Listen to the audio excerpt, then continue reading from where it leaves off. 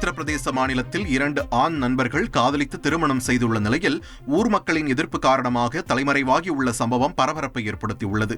குஷிநகர் பகுதியைச் சேர்ந்தவர்கள் பிரேம் மற்றும் சோனு. தன்பாலின ஈர்ப்பாளர்களான இவர்கள் இருவரும் தீவிரமாக காதலித்து வந்த நிலையில் சோனு தனது பாலினத்தை பெண்ணாக மாற்றிக்கொண்டு சோனியாக மாறினார். இதனையடுத்து அதே பகுதியில் உள்ள கோவில் ஒன்றில் இருவருக்கும் திருமணம் நடைபெற்றது. இந்த நிலையில் ஊர் மக்கள் இந்த திருமணத்திற்கு எதிர்ப்பு தெரிவிப்பதால் இருவரும் தலைமறைவாகியுள்ளனர். சிவகங்கை மாவட்டம் கண்டதேவி கோவில் தேரோட்டத்தில் யாருக்கும் முதல் மரியாதை வழங்கக்கூடாது, அனைவருக்கும் சமமான வாய்ப்பு வழங்க வேண்டும் என்று மெட்ராஸ் உயர்நீதிமன்ற மதுரை அமர்வில் வழக்கு தொடரப்பட்டது. இதில் எவ்வித பாரபட்சமும் பார்ப்பது கிடையாது, யாருக்கும் முதல் மரியாதையும் வழங்குவது கிடையாது என தமிழக அரசு தரப்பில் தகவல் தெரிவிக்கப்பட்ட நிலையில் அரசு தரப்பின் பதிலை எழுத்துப்பூர்வமாக நீதிமன்றத்தில் தாக்கல் செய்ய நீதிபதிகள் உத்தரவிட்டனர். மேலும் தமிழகத்தில் படித்தவர்களின் விகிதாச்சாரம் அதிகமாக உள்ள அதே நேரத்தில் சாதிய பாகுபாடும் உள்ளது என்றும் கருத்து தெரிவித்தனர். ட்ரெண்டை ஃப்ரெண்ட் ஆக்கிக்கோங்க.